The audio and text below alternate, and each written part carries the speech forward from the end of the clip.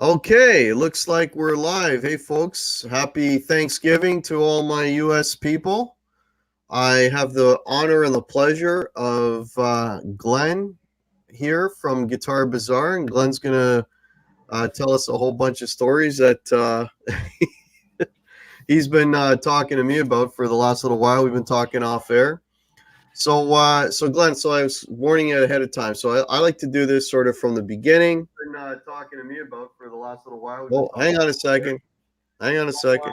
I got another window. Warning you ahead of time. So I like to do this sort of from the beginning. Okay, I don't know why that's happening. Well, hang on a second.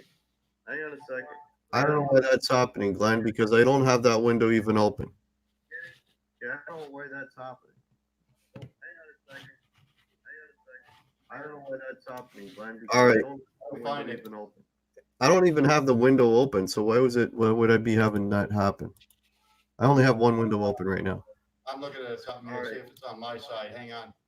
I don't even have the window open, so why was it? Well, okay, I don't hear anything there. Have you got the show open on your end? Yeah, can you hear me? I can hear you fine. Okay, how are you? How are you now? Are you getting any back feeds? No. All right. Okay, we got it. Okay, so let me start again. So, welcome everybody. Hope you're having a great Thanksgiving. We have Glen here from Guitar Bazaar, who's going to share some stories with us. He's got an illustrious musical career, among other things.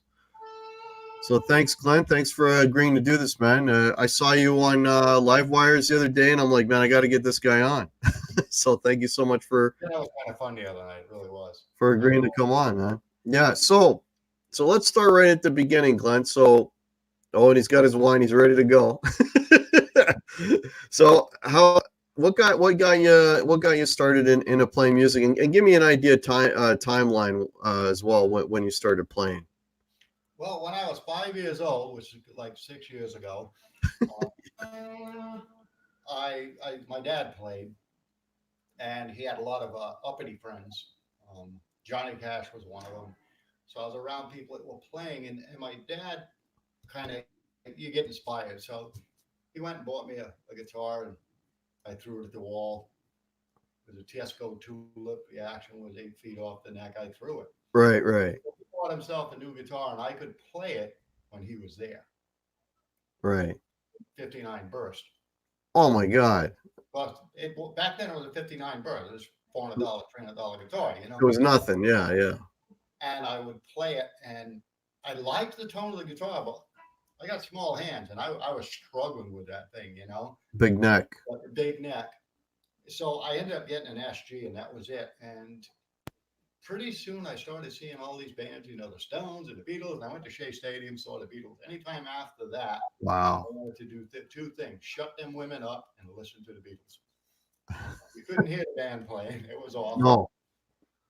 And in all honesty, I knew what I wanted to do, and of course, my dad had a different idea, getting an education. But I kept playing, and you know, little bands around town when you're growing up and going through high school, and that was fun. And I worked at the Hip Factory for a while. So okay, so where is this? Where did you grow up? On the East Coast, the New York and Boston area, bouncing between the two of them. Okay. So you started playing in bands. So like, how far did the playing in bands? How far did you go with that? You know, I did pretty good with it. I had one band who I had. My lead singer was sister-in-law of somebody who from the Boston area who got really well, and she died, so that kind of ruined that band. That's to hear. I had another band in New York that John Lennon actually got me into his CBGBs on a Friday night to play, and we showed up, and there was people lined up down the street either way, and I'm like, for us? Wow, dude, that wasn't for us. It's because somebody thought John Lennon was going to be there. But it worked, you know. And John walked up the stage and said, "Hey, you drew a big crowd." And I went, "Yeah, we did, didn't we?" It was like, so you met John Lennon? I did, yeah. He was. Oh my God, that's awesome. He was a nice guy. I think that Yoko was really nice. Now that I think back, but I thought she was weird at first, you know. What year was this, Glenn? oh God, this was 70s, early 70s, 72, 73. Wow. You know, and then yeah, hang around New York, and you would see him on the Upper East Side a lot. Him and Lou Reed they were always around. You go drink egg creams with Lou. So then I started going down to the Hip Factory because you could sit there, and the guys would come in and you know whatever condition they were in to record, they'd hire you to do licks for them and stuff like that. And I could read music, so I was the plus, and I was sober. And you meet everybody, and you start realizing that everybody is just the same as you are doing a job, and Right. you still get a little starstruck when you know you see somebody like Jimi Hendrix. You had to get a little starstruck. I remember sneaking into Cafe while I'm not paying just to watch him, and holy moly, Jimi Hendrix was really good. You know? Oh, he was the real deal. I mean, seeing him in person, right? Yeah. Wow, wow. So okay, so you were doing some studio work at the Hits Factory. Can So you mention any people that or artists that you played for there? I'll tell you, I was there when we did Double Fantasy. Um, I Mm. saw David Bowie so many times it wasn't funny. He was another nice guy, Uh-huh. and he would pay well if you worked out something with him. And he, if you worked with him, you learned more than you got more than you gave him. Right. Like him and David Johansen, you'd see him around all the time, and Earl Slicks. You could just see everybody in that place. And Yeah. then when you went out, you'd hear who was playing where, and hey, this guy's going to be playing there. So you'd run over to Cafe War or CBGB's or the Firehouse out in Pawtucket. You'd go up there because somebody was going to be there. So kind of you kind of meet everybody. So Let me you tell you, mentioned Glenn, CBGB's. Sorry, go ahead. can Glenn move his mic? Yeah, I can. Let's see. Yeah, Uh, okay. Be close. Glenn, yeah, Glenn, they're saying your mic is a little bit low. That's what it is. Okay, let me see if we can't. Oh, Is nah, that, that any better? well, that's way too loud. Okay, how's that? All right, that's good. If you back up a bit, it should be fine. Okay, how's that right there? And I'm not on top of it. Yeah, that's all right. That's good. So you're mentioning CBGBs and all that scene was kind of happening in like the mid to later 70s. You So know, it was, yeah. and it was good. And then I moved out west, and my dad moved to Beverly Hills. What year was this, Glenn? Oh God, that was 78, 77. Okay.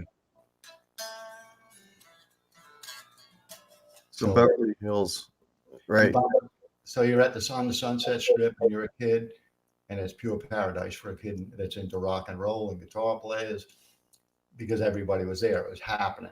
But like I said earlier, regardless of who these people seem like, it was just the neighborhood guys. It was the local guys that you could see all day long.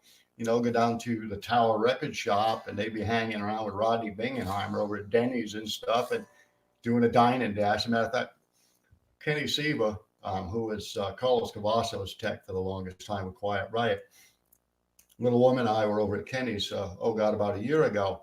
And he says, yeah, I went back to the Sunset Strip. You know, I went to Denny's, get something to eat. I was so tempted to run out without paying again. Of course, now he's in his 50s, you know, but man, Right. I was so tempted to do a dine and dash, which is what we used to do because we didn't have no money, you know. Right. Yeah, let me quickly go in and just say hello to people that are in the chat, and then we'll get back to it. So DR Guitars, Dave is here. Yes, Hey, he Dave, is. how are you, buddy? Joe Hervey 84, nice to see you, man. Terry Himes is here. Upside Down, welcome. I'm just running down. Six String Brian is here. Hey, man. Jerry W. How do you speak or reply to someone who directs a chat comment at me? I don't know how.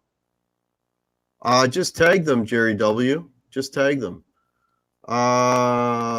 Okay, I'm just running down here. Jeff Replinger, welcome.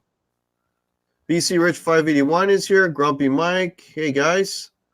Thanks for popping in. Jim Yeah, Thanksgiving. Russ Markart. Hey, there's Quentin. Hey, buddy. Okay, Dwight Bailey is here. Yeah, happy Thanksgiving, Doing guys. good, Dave. It's doing good. Metal Soda. Finally changed your name. Hey, buddy. So, How's it going? 6 Strings and 10 Fingers is back. Welcome. Okay, Brad Miller's here. Jeff Replinger. Fruitcake Tony. Awesome. Thank you, guys. Headstock Harem. Rick Hefner. Okay, I think I caught everyone. If I haven't caught... Oh, Wanna31. Welcome. There's a new name. Welcome to the channel. So when did that scene really start to take off? Because I'm thinking like probably like around 81. 81, 82 was it was starting to pump up, and you had like Van Halen was around town, and Right. 84 was like Motley Crue started to bands like that started to change things. Of course, you had Wendy O. Williams in the Plasmatics, and that would just ruin your life looking at it. Anyway, Yeah. that was a little odd, but Yeah. there was a lot of good music going on, and everything was changing. Like I said earlier, your girlfriend didn't run out of a room saying, "Hey, you drank all the wine or you drank all the beer." She'd run out and holler at you for using her eyeliner. Right. The truth of it was, you probably did. You mentioned Van Halen briefly. Did you catch Van Halen like when they were still doing clubs around that area? Oh, sure, many times, and I actually sat with Diamond Dave and Eddie out of the place called the Brass Rail in Monrovia, which is just up the road from the Santa Anita dog track. We go there and gamble on the dogs, and then we go to Brass Rail and drink beers and stuff. So how was Diamond Dave to hang out with? Fun. I'd probably not want to describe some of the goings on. It was a party. Let's just put it that way. Not quite. Even then, hey? Even then. Yeah, not quite the decadence of hanging with Motley Crue, but Diamond Dave was having a good time. What is that movie with Brendan Fraser where he's in jail? Oh, The Mummy was in jail, and he says, "You got locked up for having a very good time." He says, "Very good time." Right. Edwin Crane is here. Paul Lou is here. Welcome, guys. Wannabe Guitar God. Hey, man. Thanks everybody for popping in. Cooked out of his mind 99% of the time. I'll go with that. Yeah, Dave, I agree. Well, you're right at the beginning. So you mentioned so Motley Crue. Would you consider them as like they were the main game? Because Van Halen, they were already big and already out by that time. There were a lot of bands going around back then that were just fantastic. Motley Crue was just Motley Crue. They had a reputation on the Strip that brawlers. They were going, and that reputation led to people wanting to go see them. And when you went to go see them, it was wide open. I mean, it was Motley Crue in a club, and it was hard to have a band to get anywhere with Motley Crue around because they were just going to take it up. And of course, you had Van Halen playing, the Rainbow and the Whiskey and stuff. Those clubs were the ones you wanted to get into. Mm-hmm. But when Motley Crue was around, girls, buddy, they were drawing all the women, which drew all the men, which filled the clubs. And right. Then they took all the guys' girls and went to the hotel. It was an odd time. There was a lot of competition in along the Sunset Strip, some great musicians. As the 80s went on, I think it got better and better. Of course, Motley Crue was just getting better and better and better as well. And I'm partial to them. But then something happened right around 86, 87 that kind of changed things a little bit. But you had like Warrant and Rat and all those guys. And here came Guns. Oh boy. And they stunk. Guns Live back then was not that good. I hate to say it. They weren't that good. But Appetite for Destruction was a great album, and the rest is history, The rest is history, yeah. And what were you doing during this time, Glenn? Were you, I mean, you were playing already. Were you part of that scene yourself? I was right in the thick of it, jamming with a lot of them, and a lot of we just sit down and play. We were friends. We weren't working together. We're friends. We all hung out on the Strip. We're all trying to find the next meal at a rich chick that's got a car to drive us to the concert and get us tickets. It was one of those type of deals. But I played with a lot of folks, and the country club and stuff like that. Now it's a salsa dance factory. Oh boy, that just pisses me. That was a great club. I'll never forget watching Steve Perry get decked out back at a country club. Steve Perry from Journey. What Yeah, happened there? You got to tell me that story. he was into all that kung fu back then and learning karate and all that. And he was causing a bit of a ruckus, and everybody went out, and he was out there. And I told him, Steve, leave that guy alone, man. That guy's gonna rip you, dude. And he's dancing around with his kung fu stuff. I told him, dude, that's Red West. Don't give him any trouble. He's gonna nail you, dude. I've been taking. I don't care what you've been taking. That's Red West. That's Elvis Presley's guitar bodyguard. He Right. kung fu and karate like you ain't gonna believe. It's gonna be real fast. What did he do? He went and got in his face. Boom. Down he went. Holy shit. So Down he went. you know the guys from Journey too, then. I met him. I don't know him real well. Oh. Steve, I don't know well. The most I know of him was telling him, dude, don't mess with that guy. No, And Neil Sean and all those guys. I was gonna ask you about Neil Sean if you had any time with Neil Sean. Yeah, and then it's like it's still that way. Well, it's not as special as it used to be on the Sunset Strip because Lemmy's gone. He'd always be sitting there playing his poker machine at the Rainbow. Right. Had a dedicated seat at the end of the bar by his poker machine. Yeah, I saw a documentary on Lemmy, and it was, yeah.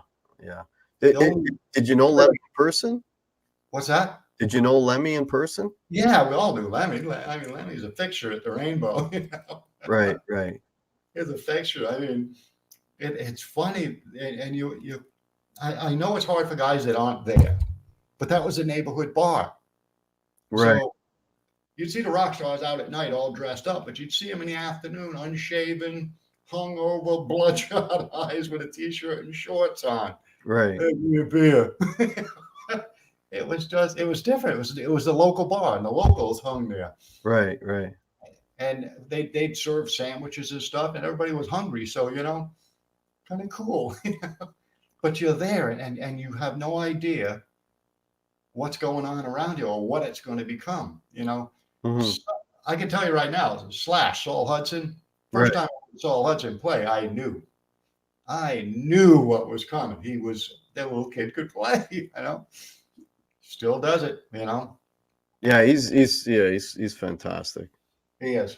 He's I was talking to a guy here at the house that his brother, his kid brother Albion had some kind of shop, and he's like, Albion's out there. He's got this shop, and he was hustling like crazy. That guy's something. I said, it's like his brother. He's hustling, making that money. Yeah. I forget what he said Albion's shop is. He got some kind of retail shop down on La Cienega, I think he said it was. Mm-hmm. So I'll go buy your kid brother's inventory out. Give him a vacation. Yeah. And everybody thinks. I heard one guy tell me the only reason that Saul Hudson made it is because his mother was dating David Bowie. You really believe that? I don't think so. I mean, unless Bowie got him a record contract and got him the gigs, I don't think that'd be true. No, you'd have to back your talk up on that one, and he's done it. But he was one of the Sunsets. I remember in the early 80s, he was a little kid he'd ride his BMX bike down the street. And I hate to say it, some of them guys that grab a woman's purse and keep riding, you know what I mean? Yeah. Well, he did when I think in an interview or something, he was saying that. And he was to make money, he was selling drugs and stuff like that. Yeah. I mean, it was life in the neighborhood. I mean, I hate to say it, they're all the same. Everybody is out there trying to make a buck, and some of them got to be big, famous people. It's kind of cool. Yeah. Let me just say hello to some new folks that popped in here. Ricky Compton, welcome. How's it going? Hank Hill is here. Hey, man. Nice to see you guys. If you guys have any questions while we're here chatting, we got 41 people in here already, which is very cool. Just let me know. Hank, people, we got a party going on. Yeah. Hank Hill is saying his mom dated Bowie. Sorry, can't think straight. I got turkey coming out of my pores. Yeah, everybody's on Yeah. Speaking of hangovers, they're having their turkey hangover right about now. I'll tell you what, at least I'm not sleeping. His mom dated Bowie. I can't think straight. I got turkey coming out of my pores. Yeah. We both. I Yeah. skipped the nap though. I had too much to do. Yeah. Hey, Yeah. that's Thanksgiving in this country. You know, I'm gonna tell you, it's a man's holiday. That Oh is yeah. an excuse. You can eat like a dog, drink beer all day, and fall asleep on a couch watching football, and it's acceptable on Thanksgiving. Yeah. Yeah. Exactly. Exactly. Yeah. I want to thank you for coming on because I thought maybe you'd want to do this next week, seeing as it was Thanksgiving and all. But well, thank you for avoiding the turkey coma coming on here. Yeah. Hey, you know what? That's why I agreed to do it. If I had to do this, I wouldn't fall asleep. But thanks for having me on. Yeah, no worries, man. No worries. This is awesome. This is awesome. I watched you stream a couple of times. I thought, hey, that guy's kind of fun. You know. Yeah, I appreciate that. I appreciate that. Yeah, it really is a man's holiday. Hank Hill agrees with you. Yeah, cool, cool. All right, so you're in Beverly Hills. You're living in Beverly Hills. You're on the Sunset Strip. You're experiencing all this stuff. So what happens? What happens to next? Well, you know, I'm actually going and getting an education, which was important to do. Right. It kept me in a good grace with my parents, which was a good thing to do. Um, I kind of slacked off and did the work thing and the military thing and all that was behind me, the military thing, but I wanted to go get the job, make the money, blah, blah, blah. So I did that. Mm-hmm. I actually ran a rather large corporation for a while and realized that, you know, flying around the world was a great job. But then back then we didn't have the internet and automatic bill pay. So you'd come home and you'd turn on the electricity, I mean, it's like they looked at you like you were a degenerate because you'd be gone for 6 weeks flying around the world in a private jet, you know? And some girl behind the counter's like, oh, it got shut off again. I mean, lady, can I pay you up for a year ahead? You know, will you leave me alone and leave my electricity on? Everything went bad in the fridge. But Right. it was a different time. And then I didn't get happy with those people. So I decided I'm just going to kind of retire. And I was fortunate enough to be able to do that at an early age, which is good. Maybe I'm lazy. And then Well, how old were you when this was going on, um, or what year? Just give me I timeline was here. like 94. I just finally decided I'm done. I'm done. I just want to do what I want to do. Right. I'm going to hang around. If I want to go to the beach, I'm going to the beach. If I want to race cars, I'm going to race cars. And then, in all honesty, it was like you get bored. Like golf. I mean, I don't get golf. I can't take the alcohol anyway. I mean, hate to say it, bunch of guys hitting the ball around, getting drunk, and Yeah. gambling money that they don't have away is what I took of it. My buddy Steve, I go golfing with Steve, and he's quite wealthy. We're riding in a golf cart, you know. We can play golf. He's got a full bar in a golf cart and two chicks to serve our drinks following us around the golf course. Really? You got nothing better to do with your time? Why waste it? Why even bother with the golf? No kidding. Let's sit in the clubhouse and get drunk because that's all. Exactly. Why even bother? And we would have this bet. We would have this bet. We called it the usual. And everybody thought we were betting millions of dollars. Well, I'll let the cat out of the bag. The usual bet was $1. Right. Unfortunately, Steve was so brazen. This is one of the reasons I retired from that company. He was so brazen. Well, there was a manager we had in Florida, and he says, if I shake that guy up, he'll be more productive. I told him, come on, man, the guy's one of my best managers down there. Leave him alone. No, let's have some fun with him. I'll bet you he'll come right around. We'll get double of sales out of him next month. And I'm like, come on, Steve. I'll bet you the usual. All right, Steve, I'll bet you $1. I'll bet you $1. He tells you to stick it in your hat. Oh, let's fly down. And so we fly down to Pensacola, Florida to meet with this manager. Steve, we're sitting in a bar buying him, you know, fish and chips we're eating. I'll never forget it. I wanted to throw the fish at Steve. And he's pressuring the guy, kind of making the guy feel like he's going to fire him, that he's in town to fire him. He's the president of the corporation. And finally the guy says, you know, I think you seem like you're unhappy with my work. So why don't you take the job and stick it up your butt? And he stands up and walks out. And I looked at Steve, so where's my $1? We're staying down here and hiring a new manager. I was stuck in Pensacola for 4 weeks hiring and training a new manager. Holy shit. Because I got some boss that's a dizzy little rich kid that never had to work for anything, was born as a. We're walking down the hallway in corporate offices, and I was so embarrassed. These secretaries, these ladies are walking up coming down the corridor towards us, first thing in the morning, 8 o'clock in the morning. And this lady looks at us. "Oh, good morning, gentlemen. How are you doing?" And Steve looks at this woman and goes, "Better than you." These people are making us money. We're riding around in jets and then driving fancy cars. These people are busting their tails. No, And you answer that woman, "Better than you arrogant little SOB." And that's what I told his dad, who was CEO of the corporation. I said, "I'm retiring." "Why is that, Glenn? Why is that?" "Bob, it's been fun working for you, but you're going to retire, and that means I got to work for that son of yours." Hmm. "I'm not going to do it." He says, "I'll have your gold Rolex ready tomorrow." He knew I didn't want to work for his son. Yeah, Arrogant little boy. that's not cool. Let me just say hello to a few more people here. Will Varela. Oh, Will Varela's taking off. Okay, Will, thanks for popping in. Appreciate it. Okay, did I miss anyone? Jack Daniels, 10101, welcome. Okay, did I catch anyone else? Okay, yeah. I'm looking at the chat on the StreamYard app, so but I can, if you guys have questions and you tag me, I'll still see it and I'll throw them up on the screen for Glenn. So this is like what, 94 you were saying, just about, you retired? Yeah. And at that point, it was like play a little golf, do a little traveling, hang out, do this, do that. And that went pretty good for a while, but you get bored. What am I going to do? Right.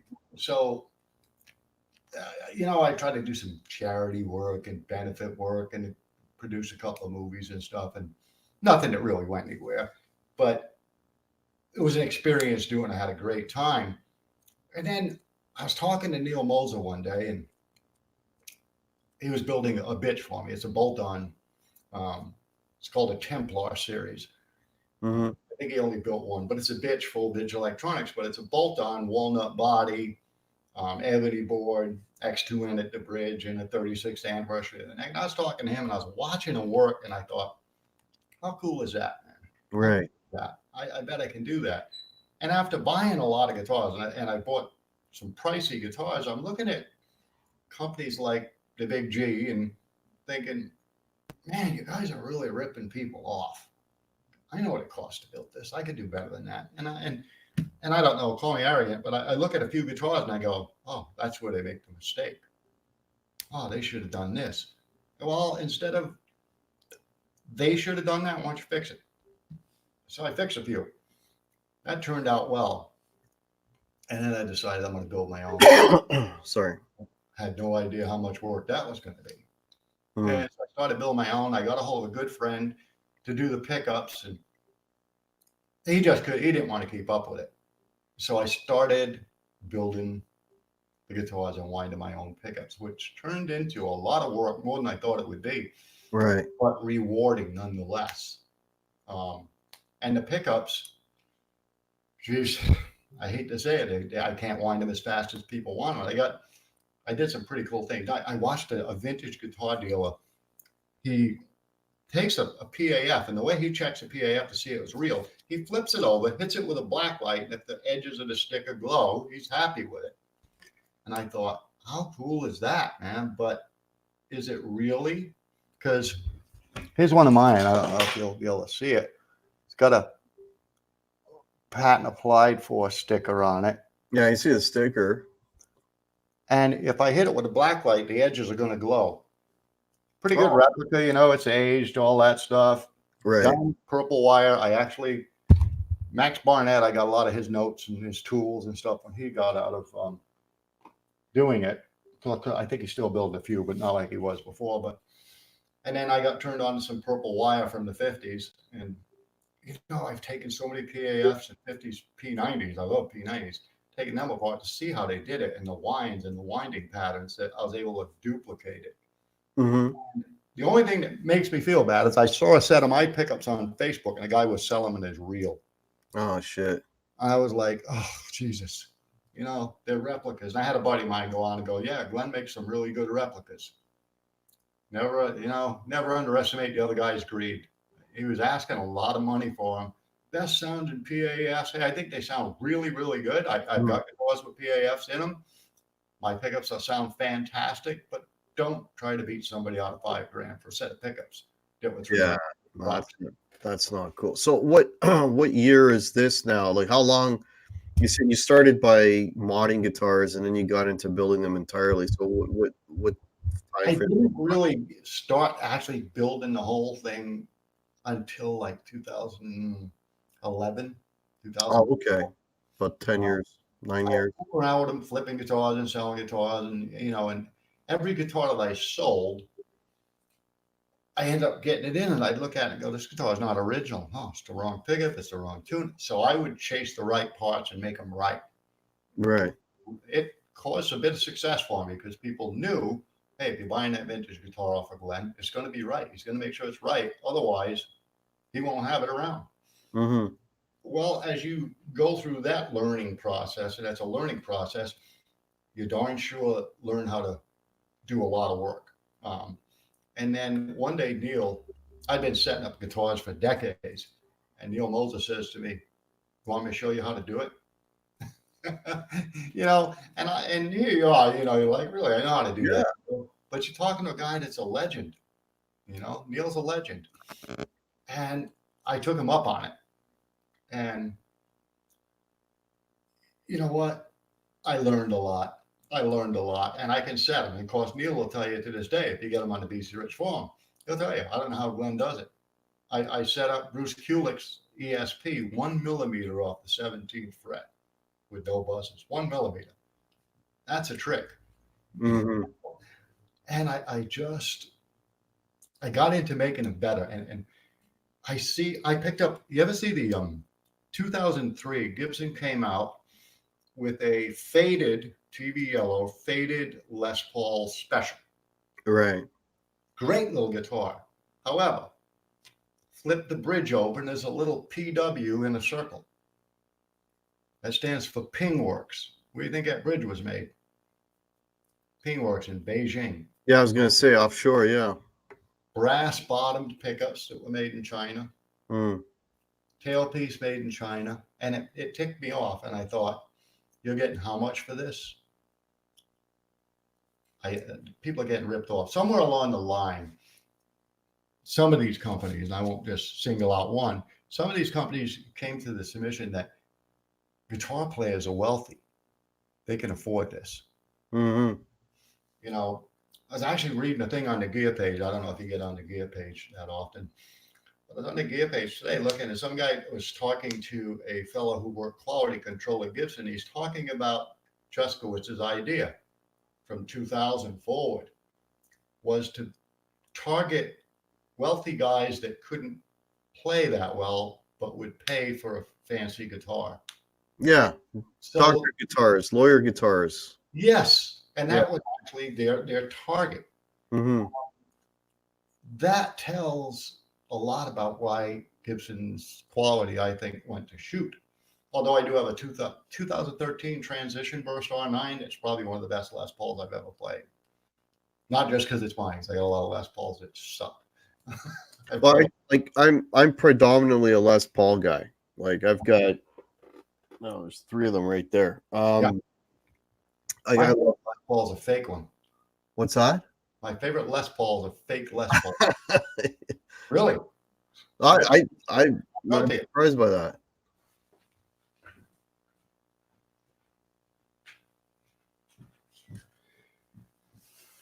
You'll notice it's a little thinner. Yeah. Looks pretty good. Yeah, it's got a nice top on it. Says Gibson. Yeah. It's not. And it's 50. Look at that bridge and tailpiece. Does that look 59 to you? Yeah, very much so. All the parts are 59, including the pickups. It's a Chris Derrick. Fake Les Paul all day long. Grab the Derrick, metal. There it is. Yeah. The guitar is amazing. Yeah. Well, There's a couple of Maxes here too. Well, what I was gonna say is like I predominantly have Les Pauls, but I mean I didn't buy my first standard until I was like 50 years old because, like you're saying, they put the prices up so high, and the regular Joe can't afford one, You Yeah, know? and that was my idea behind QA guitars. Yeah. Make an affordable guitar that's the best quality. And I did the Bumblebee first, which um, if you ask anybody that's got one or played one or look at some of the reviews or go on YouTube, Keith Awesomt lit up a Bumblebee and Ronnie North and all those guys. I wanted to build something that was affordable. And it's going to be affordable. Hey, I'll give these guys some codes here in a bit if they want one. Yeah. I'm gonna get a really special code when we get done. Yeah, we'll get to that in a second. Let me just say hello to some new people that popped in. Spencer Cron is here.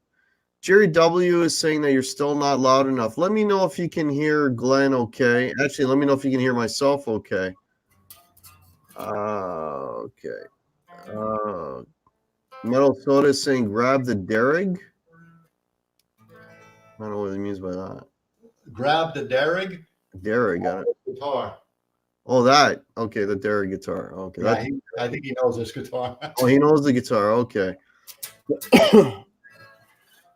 Les Pauls are comfortable to play sitting down. I really like them. Yeah, they're for me. Hey, there's Chuck Booth. Welcome. Yeah, Les Pauls for me are sort of like home base. That's kind of like, that's what all my heroes played. That's for me. That's the most comfortable guitar.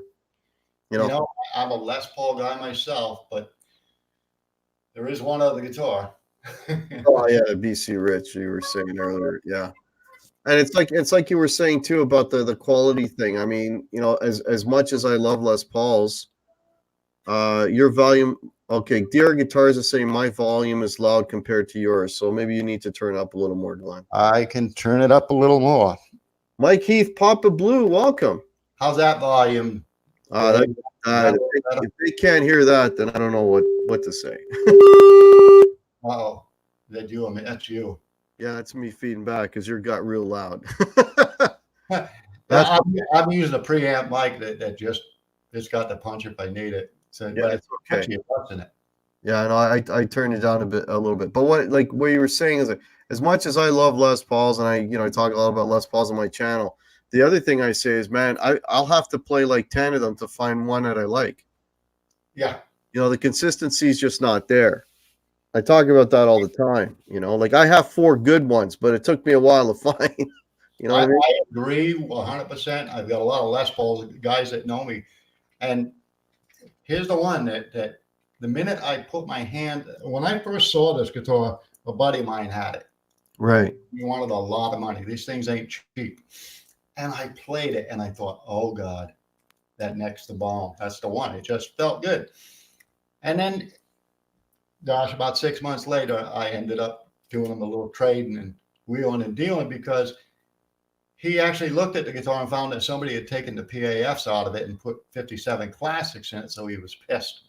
He threw it off to me because I had the 59 PAFs to drop in it. And this one's 8.3, that one's 7.4. So you know what it sounds like. Yeah, but it's in the neck. I don't care if it's a Tiesco. If that guitar feels good to you, it makes you play better. We're each creatures of habit. Well, if it feels good, I'll play a cheap guitar. Doesn't matter. Exactly.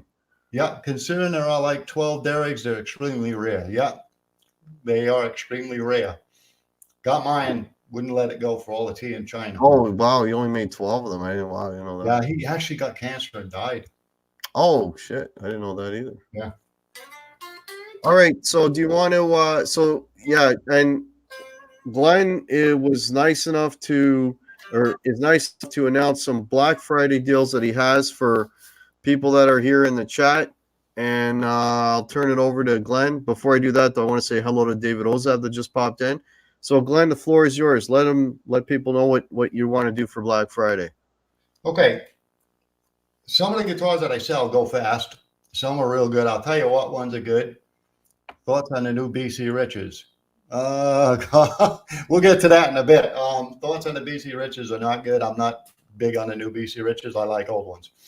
What I'm going to do is, a lot of guys have been chasing me for my pickups, and I know Dave's actually got a set of my pickups in his Angel that I built, and he's got another set of whites, aged whites, not double cream guys, aged whites that are in his 74 Les Paul, I believe it is.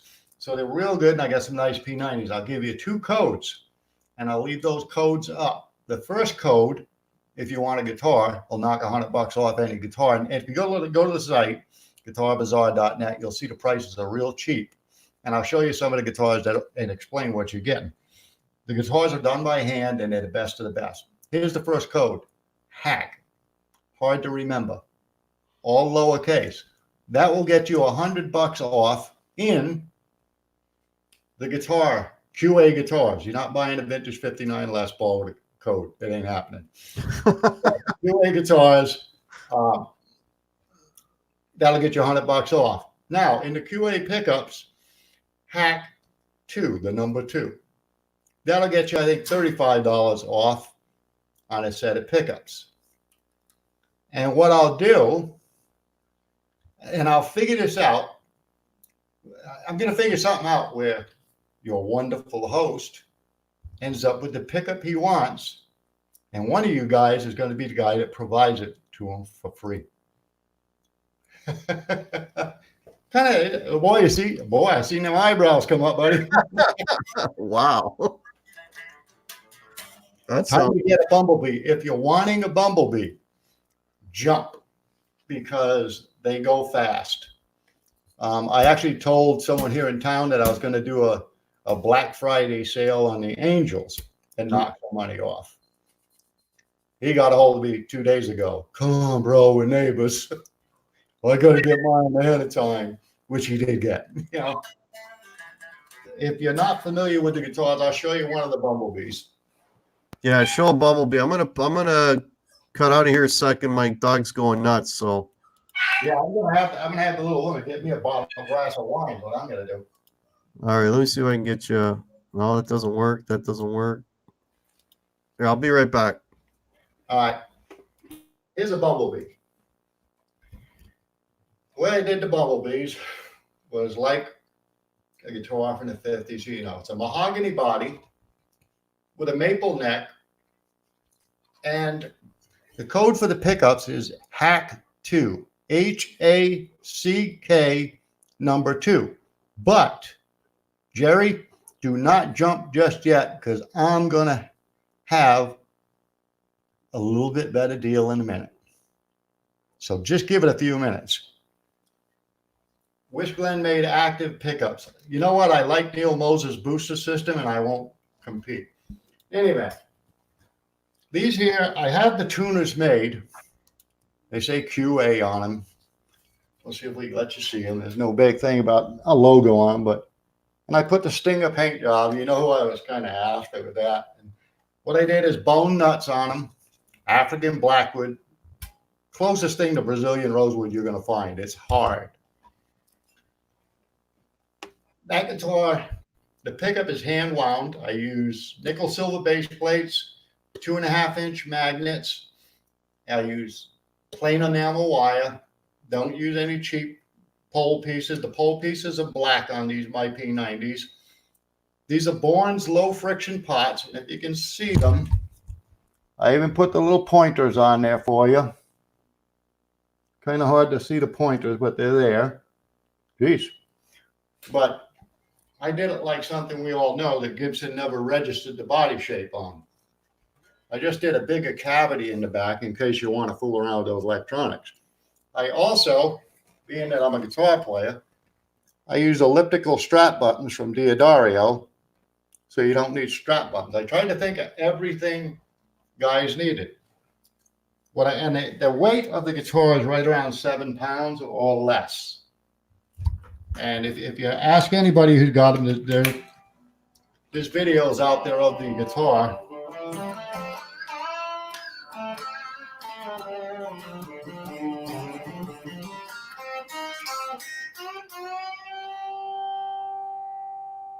And it'll just resonate. The guitars are great.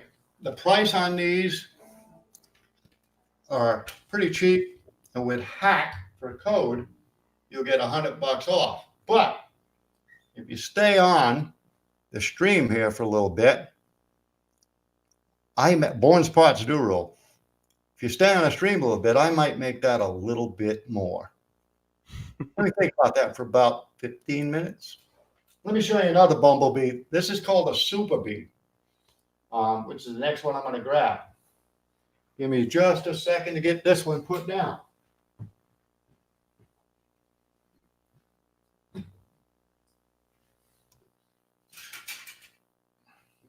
A lot of people would tell me, hey, can you do one with a humbucker? I was adamant that I wasn't going to do it. But at a certain point, too many people were asking for a humbucker. So I took a Bumblebee, and rather than just do a humbucker for it, well, I don't want to be playing every guitar, but rather than just do a humbucker for it, because if I did that, I'd have to do bodies, but you see these two holes. If I just rerouted it, suppose you put a humbucker in it and you don't like the humbucker. You want to go back to the P90. Now you're routed your guitar. So what I did is create a humbucker and a P90 bracket. So you don't have to route the guitar. I can play this all day long and say, hey, you know what? I like the P90 better. I can unsolder it, lift it out, drop the P90 right back in, no holes, no routing. The guitar is perfectly normal. Fantastic idea. There's the Super Bee.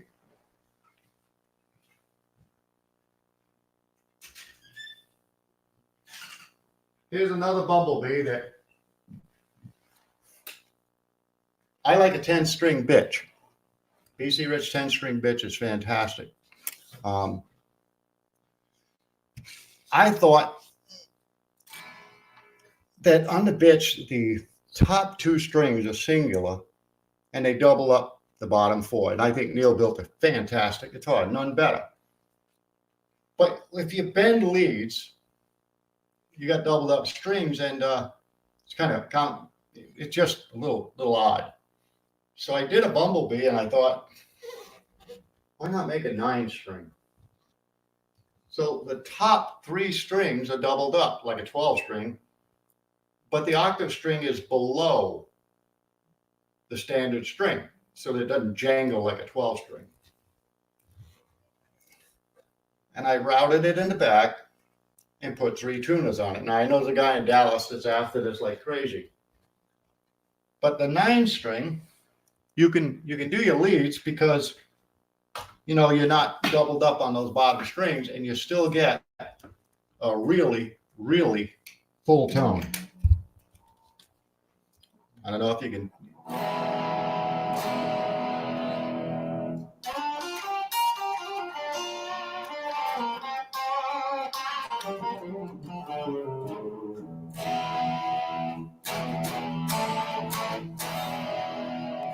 So that's the 9-string. And then I did a Pro model. Yeah, I know. How much can you do with a 1-pickup guitar, right? I did the Bumblebee Pro. If you want to take it into the studio and get a little more versatility out of it, I did the Bumblebee Pro. And what I did is rather than the standard wraparound, I put a Leo Kwan style on it and push-pull pots. Now here's the trick. That's a P90. What's that push-pull pot doing? It's doing the same thing. Yeah, the Rich B. I'm pissed about that. In any event, the front push-pull pot drops that pickup to P90, and it's a true P90. It's not 2 coils side by side. It's a true P90. It's rather quiet, and when it's at 9.5 K, pretty hot. When you pull it out, it goes to 6.3 K. When you pull out the tone, you're switching from an 022 cap to an 047 cap. Gives you some tonal versatility out of a single pickup guitar. That's a Bumblebee. All of the guitars play like a dream,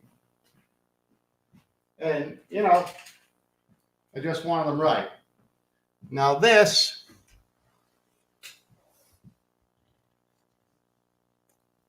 Yes, there are shipping fees on a set of pickups because we do insure them. I think the shipping somewhere around $10.50, and that's priority mail. This is a Cardinal D. There are only 2 of these, with good reason. I don't want to produce this model and upset anybody. 2 P90s, and I'll tell you what, just one beautiful guitar. I did 2 of these in the yellow. They're awesome.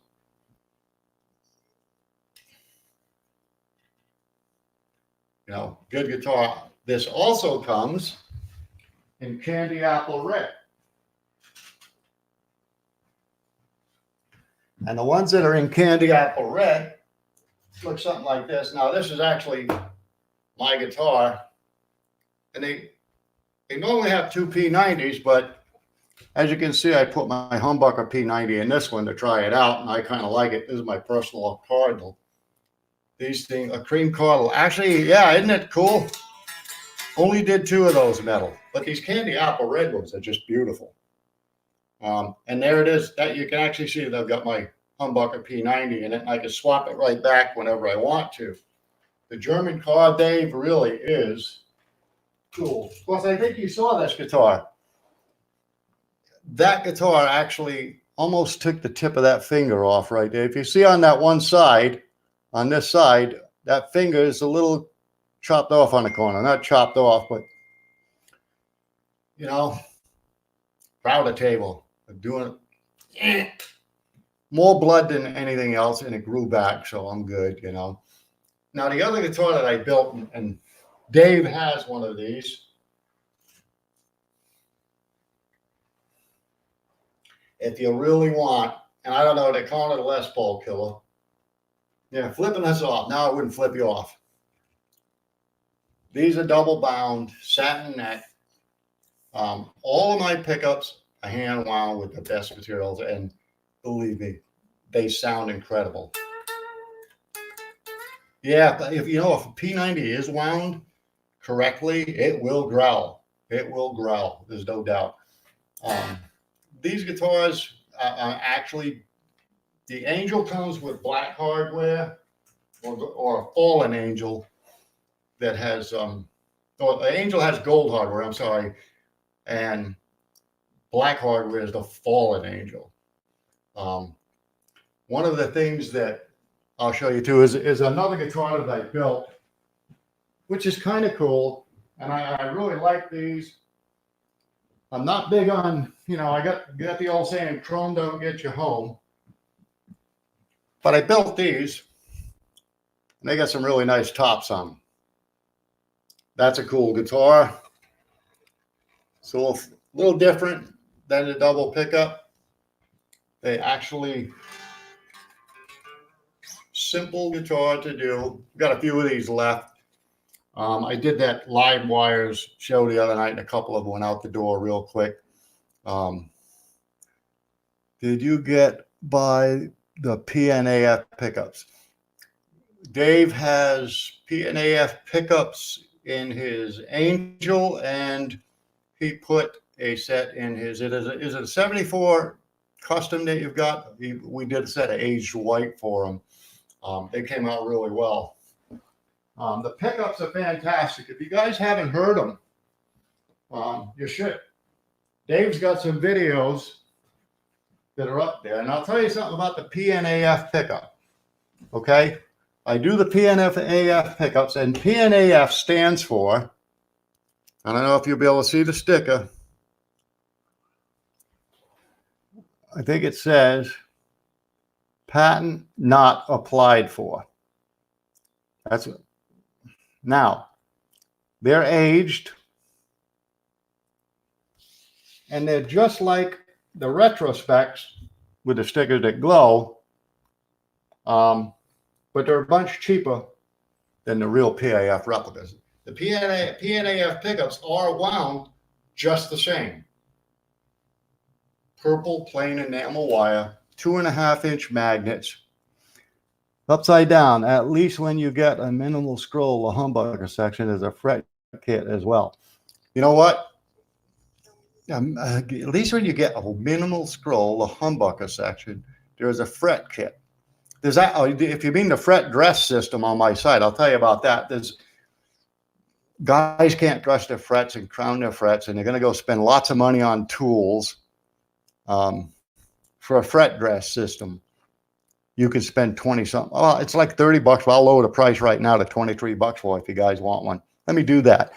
But it actually has a video that teaches you all the tools, so you can crown quite a few guitars. Actually, buy my kit and be a luthier and make tons of money, right? Let's see if I can lower the price for you. I think I should be able to do that. I'm kind of good at lowering prices, right? But it's like, you know, I want to do things where you guys can afford. No, I really do it. And the fret dress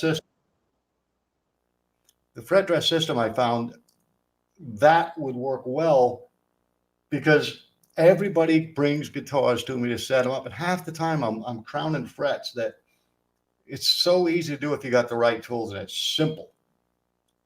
So let me do something for you guys. If I can find it. I got my laptop, trusty laptop sitting here, and we'll see if we can't. The fret dress system is $28.97 on the site.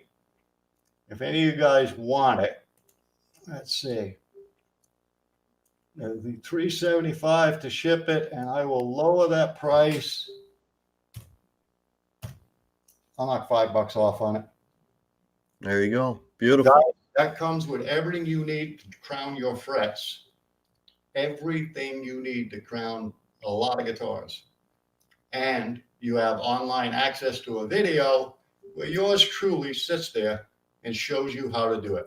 I am just, you know, you don't just sell somebody something, they go look at it and written instructions because they don't watch me do it. And the guitar I did, if you want to say, well, I got a Gibson, I'm afraid to do it.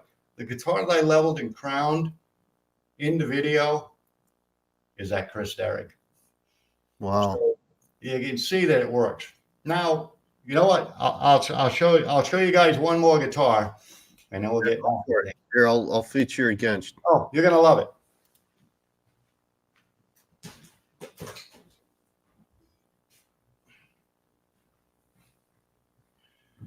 Okay, guys. There you go. That is the PMS prototype. The serial number on the back of that headstock, PROTO. And I'm like a happy camper. That's sweet, man. I did not build that one. My good friend Neil Moser built it. And they can call those new ones a rich bee. This is a bitch. That's the real deal, yeah. Yeah. So with the code on hack 1 and hack 2, how much is the Zemetis guitar behind me? A whole lot of money. You don't want to know. You'll be on it. Your wife will be on the couch for years. They get pretty expensive. Yeah, they certainly do. What I'm going to do with the codes is change them a little. While you were gone, I told them, you know, let me think about it, and I'm going to try to make it a little sweeter. So what I'm going to do on the guitars, instead of $100, I'm going to change it for you guys. Now, if anyone buys a guitar, any guitar, your host here gets the pickup of his dreams that he really wants. And I'm going to change the code on the pickups to $45. Now, nice. If I sell a set of retrospect pickups or a guitar, you, sir, get your pickup, and you owe one of your viewers a turkey sandwich, right? I got to grab my little prototype here. Oh yeah. Humbucker P90. It's a prototype. Reverse Really head. a good guitar. I put them. This is a bolt-on. I'll put a prototype together and I'll play it for a while to see what I got to do to it to make it better. Right. This one's going to have there's a cool story behind this. My mom during World War II worked in a factory on the Spitfire aircraft. She's English, and she would always tell me, "Hey Dave, the codes get you 150 off on a guitar and 45 off on a set of pickups." I changed it. It was 35 and 100. Now it's 150 and 45. And you can go ahead. It ain't going to get no better. In any event, my mom worked on the Spitfire aircraft. So I've got a friend that's going to do a real neat airbrush job on it with Popeye down here. And it's going to look going to be just like a Spitfire aircraft. Cool. I'll tell you, this guitar plays like a Spitfire. Believe me when I say it, Dave probably will tell you the feeling he got when he put his hands around the neck of an Angel the first time. And Dave builds guitars, so he knows what a good playing guitar feels like. Well, let me ask you a couple of questions. Let me get back in here. So let me ask you a couple things. So for anyone that is interested, and by the way, Dave's throwing up the links. I also have the link to your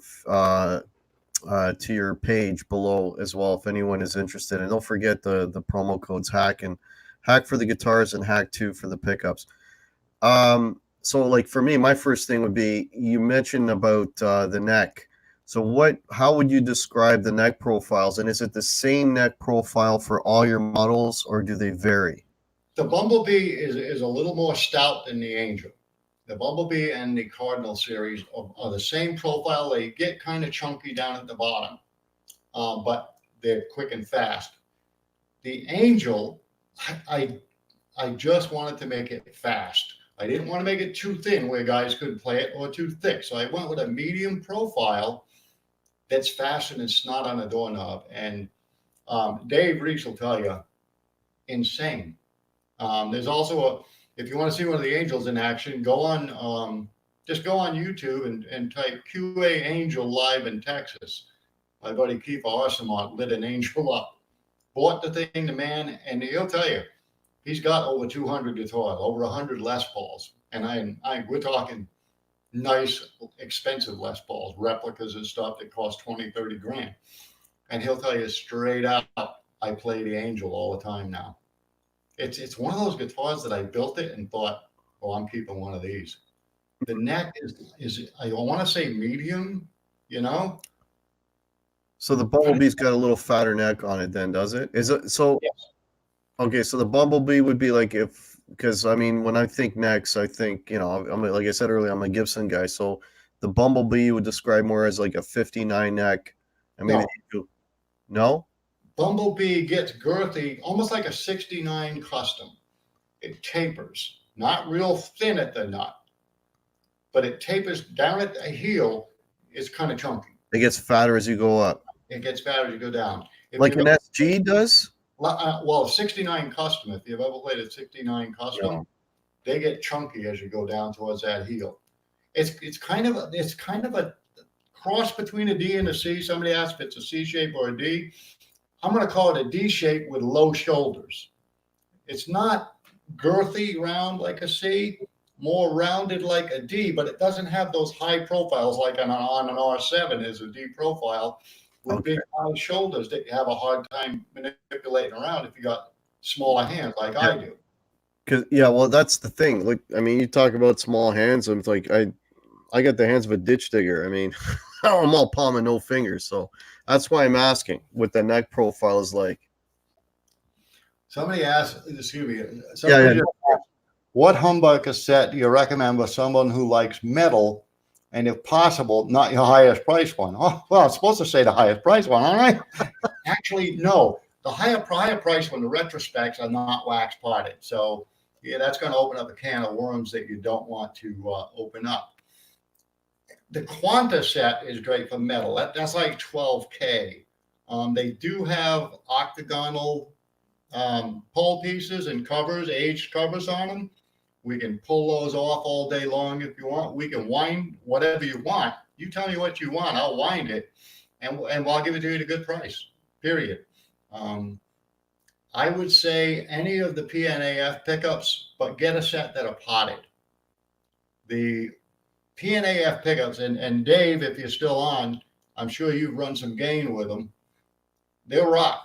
But if you get the PNAFs for metal, you're going to be voiced somewhere around 8K, 8.6K, and 7.8K, but do get them potted. They'll take care of you. I've used a PNAF for metal a lot. Okay, Janice is going. Janice, thanks for popping in. Hope you have a great Thanksgiving. So I just put this question up. So people know that I actually ordered a PRS guitar. Their SE model, their bottom of the line, just like a beater guitar for some of the rougher places I play. And Metal Soda saying I should dump that and get one of yours, and I'm seriously thinking about it. So. I'm kind of biased, but I'm going to have to agree with them. Yeah. Let me fill this glass for a second. Yeah, go for it. Yeah.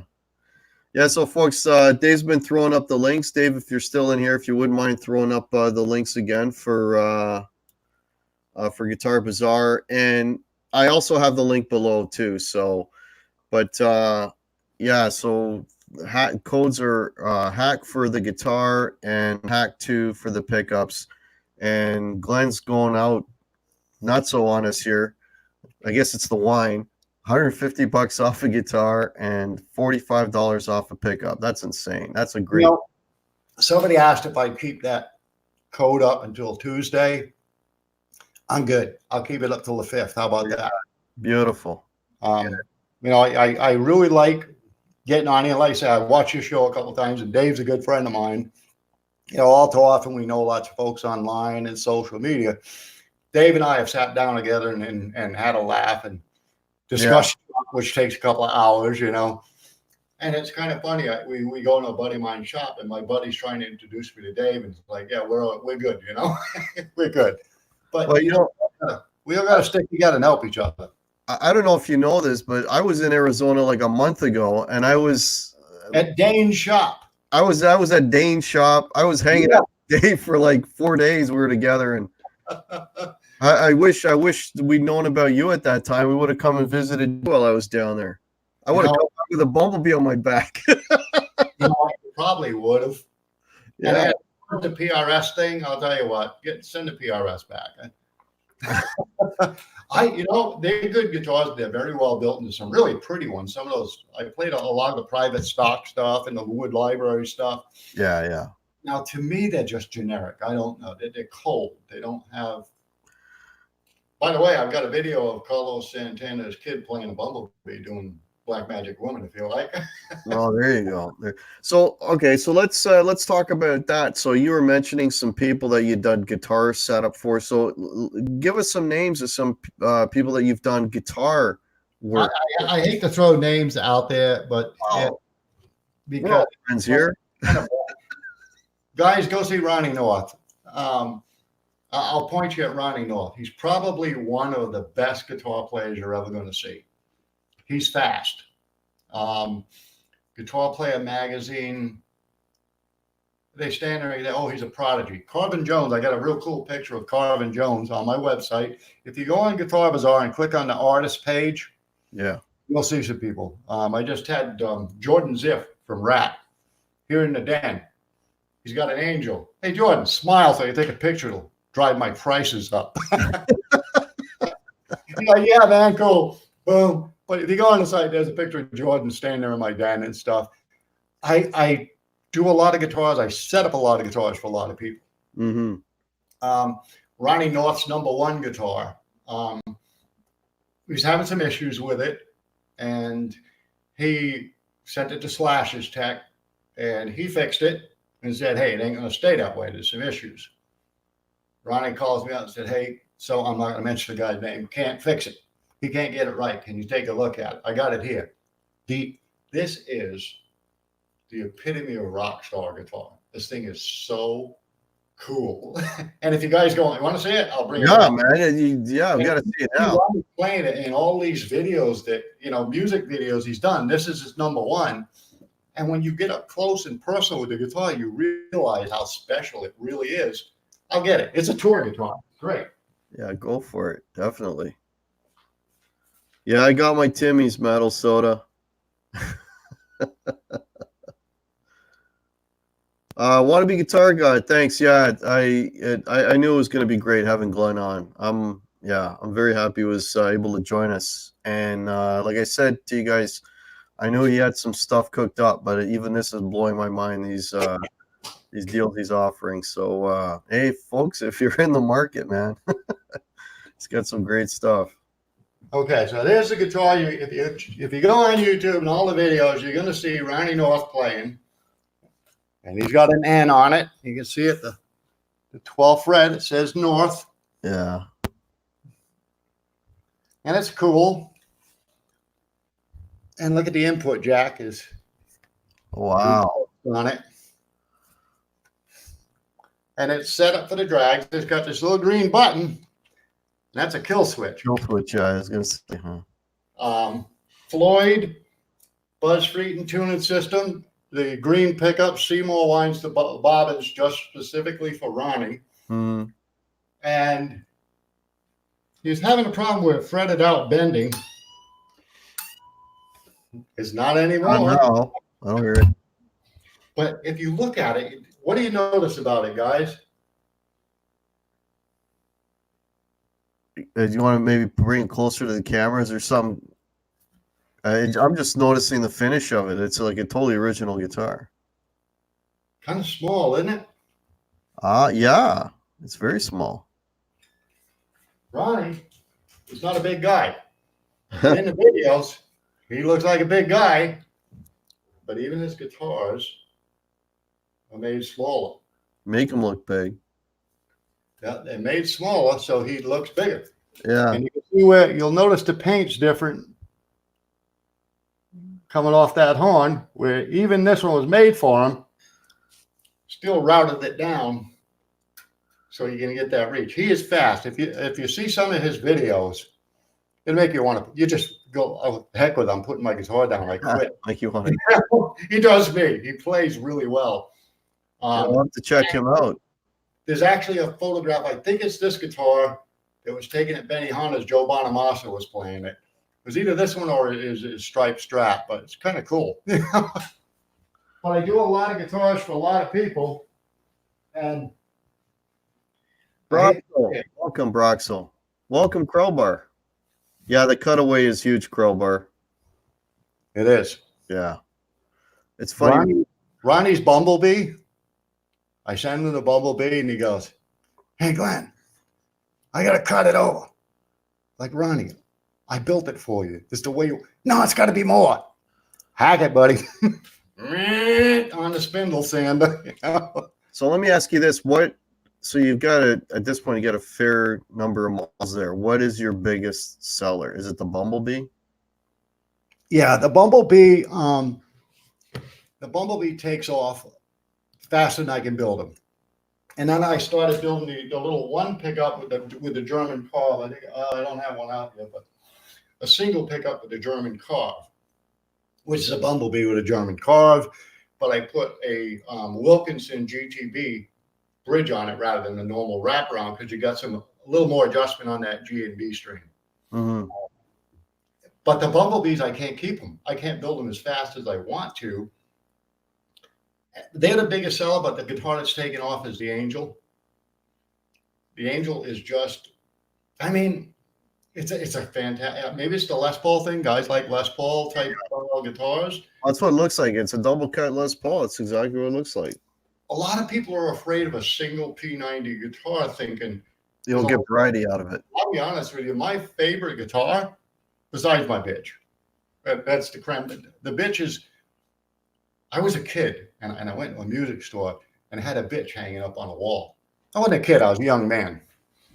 And this is 78, 70. Yes, I think it was 78, 79, somewhere in there. Might have been 70. So it was 78. And I told her, let me play that guitar. And he's like, kid, go get your daddy. I was like 20, early 20s. I'm like, go get my daddy. How about if I jump Oh, over and daddy you? Let me that's play the guitar. You're going to have to show me some money. And this voice behind me said, let the kid play the guitar. So the guy said, okay. And he starts reaching to get the guitar down for me. And I turn around and say, hey, thanks, man. It was Rick Derringer. He said, you're going to like it. I played that thing and I was like, whoa, I like this. I'm fooling with the electronics. Didn't know what the hell I was doing, but I was fooling with every button and switch I could fiddle with. And I love the guitar. The whole idea of it, the capabilities was crazy. But then you look at the price tag and you're a young man. You can't afford that. Yeah. It took me decades, folks, decades. Yeah. And in 2011, I'm in Neil's shop, which is yeah, Derringer. He's a little tiny guy.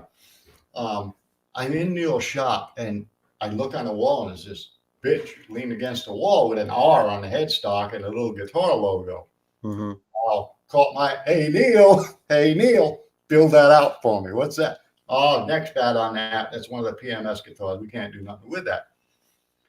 Yeah, that new War Beast does look good, guys. I did like it. I like to see the handmade, not the import. But in any event, Neil says I can't build it out. And he goes, but I got the proto here. Eyes perk up, ears perk up. And I'm like, oh, yeah? So we go back in the shop and we're talking at the bench. And so, Neil, how much? Well, he hit me with a price and I got pretty good balance, so I didn't fall over. It was kind of high. And I thought, well, okay. So I was talking to him a day or two later, and he says, I said, Neil, you got to build me a 10 string. I want a bitch 10, but I want it the old way. He said, dude, it's got to be a Moses 6. He had a lawsuit with BC Rich. Mm-hmm. Something they can use the word bitch. He can't, blah, blah, blah, blah. He designed the thing, but they designed the name. Go figure. So I end up going back up there, and he says the magic words again. It's Neil, you got to build me a 10 string. Glen, I got the proto. Brad, the PNF can be potted or not potted. Just look at the listing, or if there's not one that's potted, or whatever you want, let me know, I'll do it. So anyways, he said, I got the proto. And I'm thinking about that price. I went home, told the little woman, I said, it's a whole hell of a lot of money, but that's a dream guitar for me. I saw that thing, it's a dream guitar for anybody on now. Mm-hmm. There's only 17 bitches with walnut wings. 2 of them are stamped proto, and the other are the 1 through 15 from the PMS series in 2005. There's only 17 in the world. I told her to have that serial number proto on the back of a bitch is like the holy grail for me, Yeah. I'll buy it. So I called Neil up. Okay, Neil, can you come down on the price? Which Neil's such a good friend. He told everybody that I didn't quibble about the price, and kind of a little white lie because I was trying like hell to save a buck. But we came to the fact that I'm going to have to pay what he wants for it. He ain't going to sell it. So I told him, okay, I'll bring you, because it's a body blank in a case. There's no hardware. There's no paint on it. Inlays were done. Frets were in. I said, okay, I'll be up. So I go up there and I bring him 5 Gs. Here you go, Neil. Give you the other 5 when it's done. He's like, okay, I'll ship it out to Dan Lawrence down at DRL Graphics, GMP Guitars out there, because he does the best paint. So I don't want my guitar getting shipped. I'll drive it out there.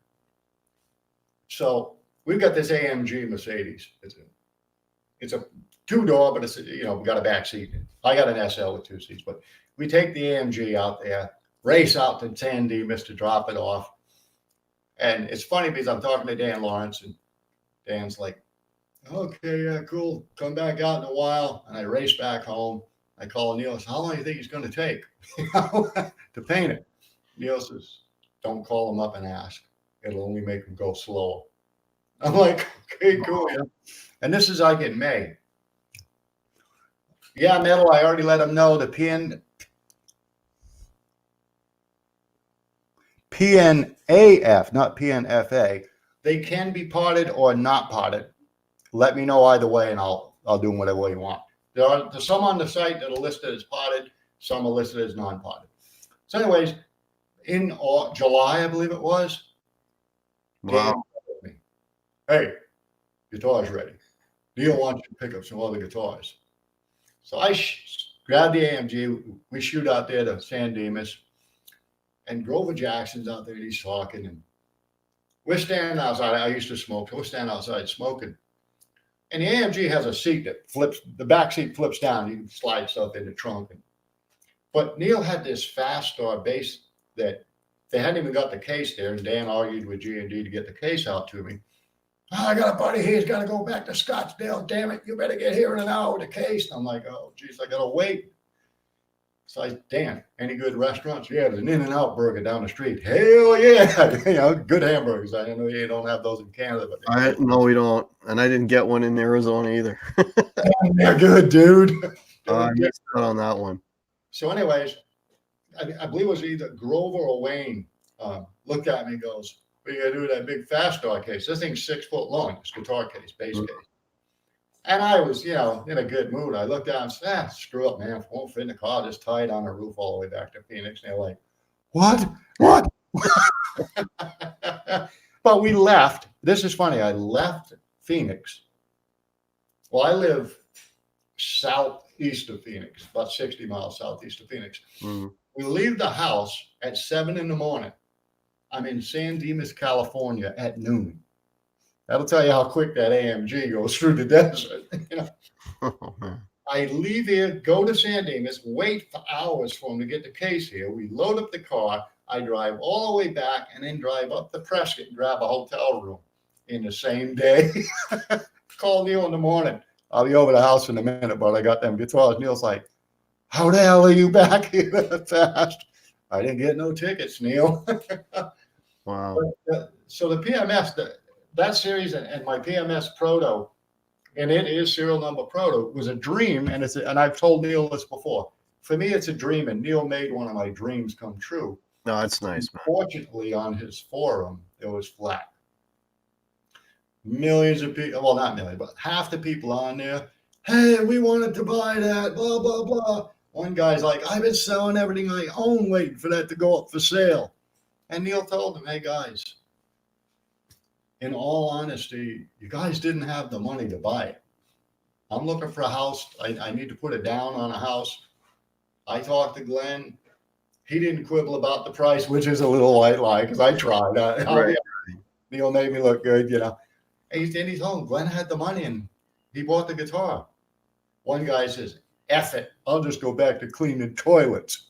I felt so bad, But I don't feel that bad. No. Because I got the guitar I wanted, You just say hello to a few more people that popped in here, Glen. Chicken Guitars is here. Hey, Chicken Guitars, how are you? Congratulations on 1,000 subs. Chicken Guitars hit 1,000 subs today. Congratulations. Oh, boy. What else we got in here? Another new Blackjack Guitar Nut is here. Welcome. And I thought I saw one more new name. Yeah, come on. First come, first serve. I got the memo. Yeah. So you're talking about waiting for things. So, like, just to give folks an idea, what would be the turnaround with yourself if they wanted to pick up a guitar? Would it be the same for all models, or how would it work? What I did is build a bunch of models. I took a year and built guitars without selling. Okay. So I've got a few of each model. All right. The Bumblebees, I think I got 3 or 4 left. The Super Bee, I've got 1 left. The Angels are down to about 3. And I think when Dave bought his, I had 8. They just go. So what I do is at the end of the year, I do a Black Friday sale. That funds the next build, and me and my buddy spend the next year building guitars. And right. Before Christmas, we sell them. Of course, I do sell a few during the year. When Ronnie North needed his, it was like, okay, we'll get it right now. And Keith Awesome on out in Texas, yeah, we'll do it. But we build them up. So if you want them, now's the time to get them because the price is going to be good. Oh yeah. I try to do, and QA is a quality alternative. Is what I thought about quality affordable, but quality alternative to the expensive guitar. I think Dave will tell you they run, and I don't fought around with it. I try to do the best I can with them, and they for the money you ain't beating it, I know he's real happy with his. He messaged me, and yeah, he's thrilled with his. I think his Les Paul looks good with my age light pickup. You know, when he did that, I'm like, man, like me being a Les Paul guy, and you're changing it, you're doing a mod to it. You know, he talked to me about some T-top replicas. Right. And I was like, why do you want to go there? T-top's a T-top. They're great pickups. Don't get me wrong. They're good punchy pickups. But I told him, let's go with some A2 magnets and do them, you know, vintage voicing, Right. but make them nice. And I'll build you a set of PAFs a lot cheaper. And I did, and told him, hey, let me know what you think. And then he played an Angel, and he heard the pickups. It was like he was on it. And it was funny, we're at Dane's, and he buys the Angel. I'm going to hand it to him. And he goes, you know, I want them pickups too. Oh, okay. You want the pickups and the guitar. Okay. But you got those pickups in that guitar. No, I need those for my Lester. Yeah, buddy. Yeah. I've got my pickups in a couple of the Max guitars, a couple of the high-end replicas. A buddy of mine from France comes over the house. Say, Glenn, I got a guitar. I want to put your pickups in. Okay, yeah, I'll do that. He comes over. He's got a Gill yarn, 12 grand. Pull the pickups out. They don't sound that good compared to yours. I go, okay, you know. Pop them out, put them in. He sits down on the couch. He's like, now this thing sounds good. And I'm like, wow. Wow, cool. Tell everybody, you know. And Yeah. he's over in France. He calls me or sends me an email. Hey, I need a Bumblebee done in black. You ever seen a black bee? I've never seen a black bee before. I told him, I'll come out with something black, but the Bumblebee's yellow, dude. Yellow and black, yeah. Jerry's got a question for you. He's asking if what type of amps you like, because we're talking all the guitars. Are you a Marshall guy? A 1979 Marshall MK2 JMP that I got off of Mick Mars. Surprisingly, if you play Motley Crue songs, it sounds pretty much like them. I've got that running through a 1968 Marshall B cabinet, a basket weave with 65s in it. There you go. And Marshall I like through. You know, speaking of Mick Mars, you got to get one of your guitars into his hands. Then your prices, your sales will go through the roof, and your prices can go high too. No, I'm not going to say I hate to see one of my guitars get beat up, because I sold one to a punk rock guy, and guy buys a guitar and he goes, I'm going to kick the shit out of it. I told him, cool. I don't want to see it hanging on a wall. Probably broke it to pieces by now, but punk rocker, you know, he wanted to beat it. Yeah, yeah. All right. Well, we're running almost an hour and a half here. So I do this speech every show, Glenn. So I want to thank everybody for tuning in. I know it's a lot of you are in the midst of your Thanksgiving festivities, so I really appreciate your time and coming in and checking out the channel. And yeah, folks, it's a great community. Let's all keep supporting each other, keep it positive, keep it growing. We got another one of our community up to 1,000. That's fantastic. Let's keep heading in that positive direction. And speaking of deals and so on, if anyone is interested in Guitar Hack merch, I've got everything at 15% off. The links are below, so check it out if you want t-shirts, hoodies, coffee mugs, all that stuff. I've got all that stuff for sale for your guitar hackingness, or anyone you know who's a guitar hack. So that's even a word. So check, and if you want to support the channel, I got Super Chat and I got PayPal as well. All of that is much appreciated. And did you want to go for another few minutes, Glenn? I don't know what your schedule is like. I'm fine. My time is mine. Whatever you want to do. All right, we'll go for a few more minutes. If anyone's got questions, sorry, go ahead. Someone just asked, does Glenn have videos of what his guitars sound like? If you go to the Guitar Bazaar YouTube channel, you'll see videos on a lot of guitars, and you'll see Bumblebees on stage, Angels on stage. You'll hear them. The answer would be yes, I guess. Yeah, I know. I was on your page today, and you've got clips and videos of you talking about each guitar and filming it up close, and you've got some of your artists playing them too. So there's stuff right on your page to watch. Yeah, I actually did that with a lot of the vintage guitars that have gone through the shop. over the years because guys always call me and they'll say, well, what kind of pick guard is supposed to be on this? What kind of pickup? So I videoed every guitar so they could look at it and see what they need. So gets a lot of traffic. It's kind of cool, you know. Oh, that's awesome. That's awesome. We got someone new here, Peter Quill.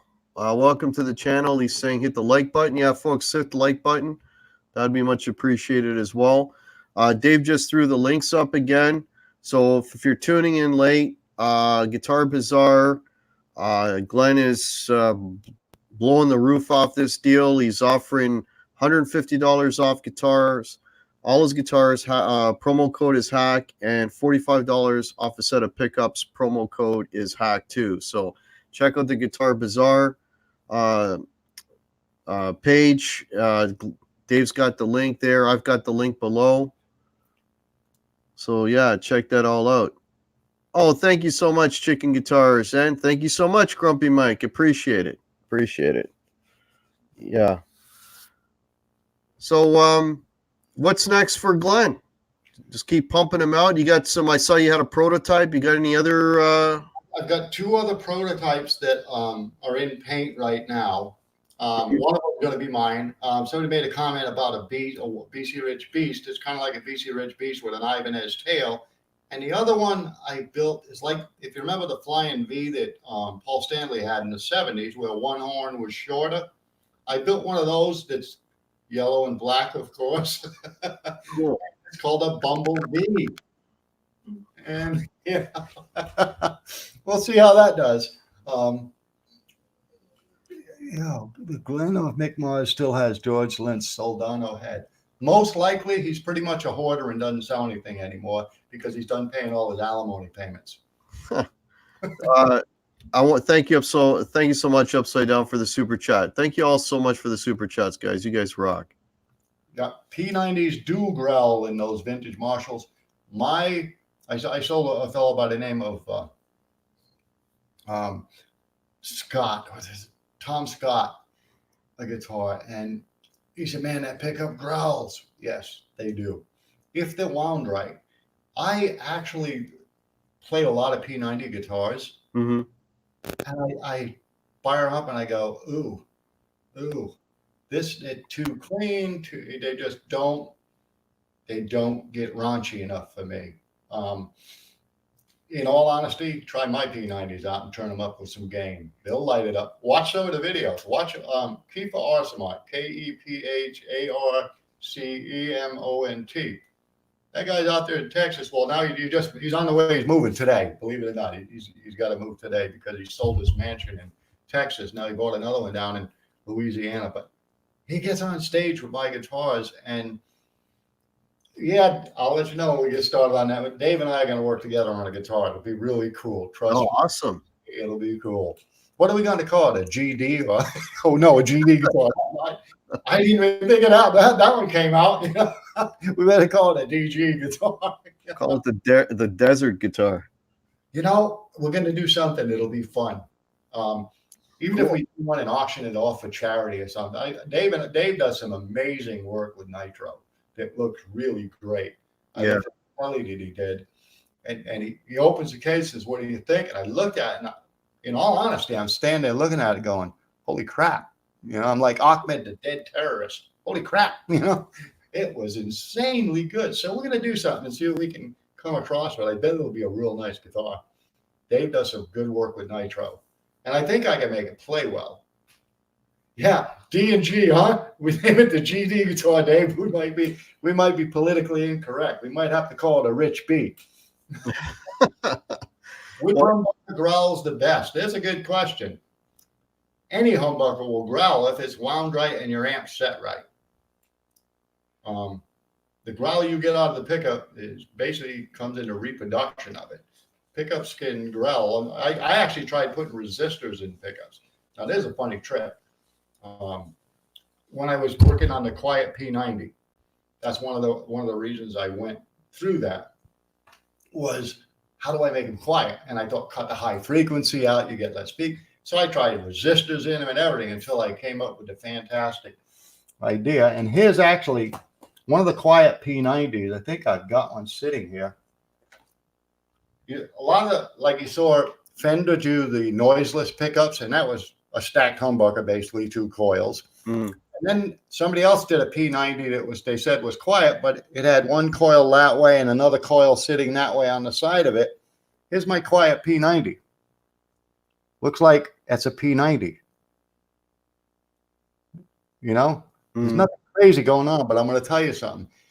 I filed a patent on it. It was so simple to figure out how to make it quiet. The thing is, Gibson gave up on it because the humbucker came along. Why spend money R&D in a stupid old P90 from the 40s? We got the humbucker. It's quiet. We quieted down the P90. Well, a humbucker doesn't sound like a P90. A 50s P90. Now, there's a difference. If you notice, I even got the little lugs on the back. I designed my P90s after a 1956 P90 that I got from Max Barnett. And I immediately took it apart. Let's see the whine pattern. Let's see what they did to make this pickup sound that good. And I figured that one out. He was an amazing guy. I don't know. There's a lot of guys rocking around with a Max Les Paul going, I got real PAFs. Maybe not. Max used to take P90s, unwind the purple wire, take the 2 magnets. Now all you need is to age some base plates, and you got enough wire and magnets to make a set of PAFs. No. Now, stickers manufactured. It'll glow when you put a black on them. And Dave's seen my pickups. He'll tell you, you hit them with a black light, they glow. And I hear a lot of guys, yeah, I got a Max. It's got real PAFs. And I say, maybe not. Because Max was a replicator.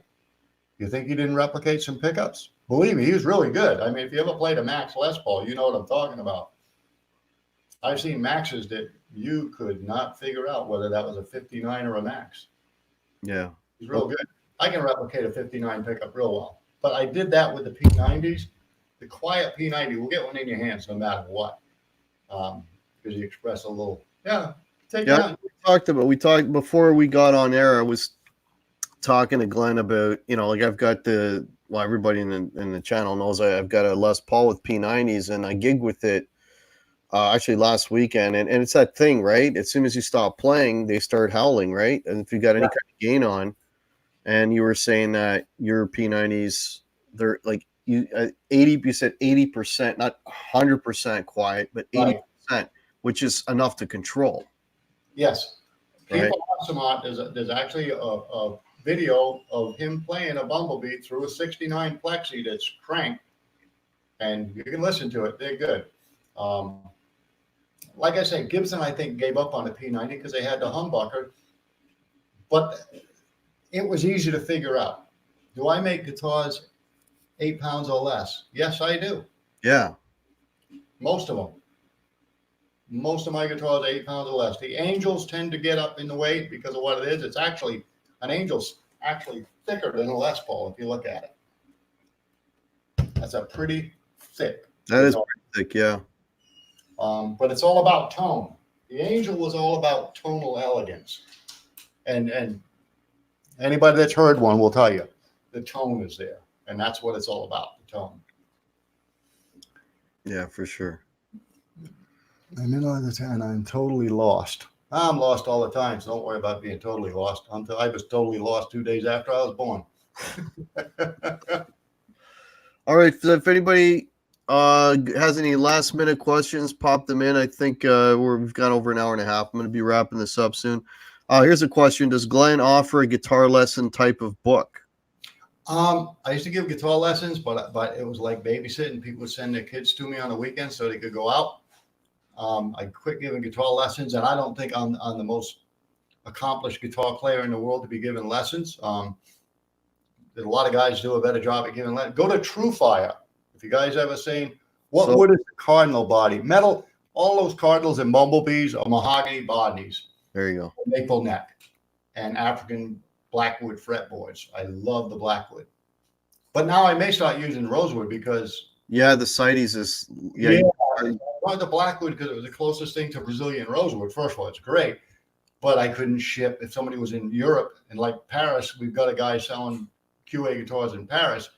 We can't ship them to Paris with the rosewood. Yeah. So that may change here at the end of the month. I want to thank Peter Quill. He just said something very nice. Appreciate that comment. Yeah, actually, yeah. So you mentioned the Blackwood. So what is a Blackwood? What is the feel of the Blackwood on the fretboard? Like, if you didn't tell me that was Blackwood, would I like not notice a difference in feel between that? Like, I think you would notice it, that it was really hard. It's a very dense wood. It's probably the densest fretboard you're going to find. Closest thing scientifically to Brazilian rosewood, it comes. The heartwood is really black, but as you get outer on the tree, it gets brown with black streaks, just like the Brazilian rosewood. It looks really beautiful. The tone is almost ebony-ish, but maybe not as bright as ebony would be. It's a bugger to work with, really hard. It really is. It really hard. That's what she said. Yeah, Lita Ford did like my neck. I'm not touching. One of the things I like about the African Blackwood is that it's affordable and you can ship it, because that has to be an issue when you're going to build guitars. Any comfort contours on the body of your guitars. No, I don't do belly cuts, although if I keep eating this Thanksgiving kind of thing, I'm going to have to start doing belly cuts. But I didn't do any belly cuts on, especially the Angel. I wanted to go double bound with it and stuff. And as far as like the Cardinal series, the Bumblebee, you don't need a belly cut on that. That's just a honking little guitar that you throw one around your neck, you'll be loving it. You ain't going to be thinking about a belly cut. Yeah. Yeah. All right, folks. I think we're going to wrap this up at this point. People have already been asking for me to have you back. So anytime you want to come back, man, you're welcome. Anytime you want me, I'll be here. We'll This have was another good time. It's been a fun time. All right, awesome. So, well, let me turn the floor. Any last things you want to mention before we wrap this up, Glenn? Buy stuff so he gets his free pickup. There you go. How's that, huh? There you go. All right, I want to thank Glen, Guitar Bazaar again, folks. He's got some great deals going on right now. Promo code HACK for $150 off a guitar. Promo code HACK2 for $45 off his pickups. I have the link below. It's guitarbazaar.net.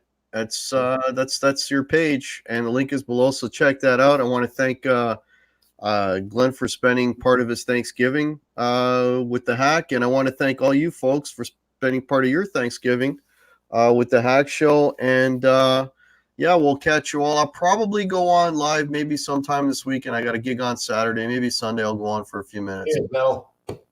Catch you. All right, cheers, everybody. Enjoy the rest of your weekend and the rest of your holiday. Take care. Peace, buddy.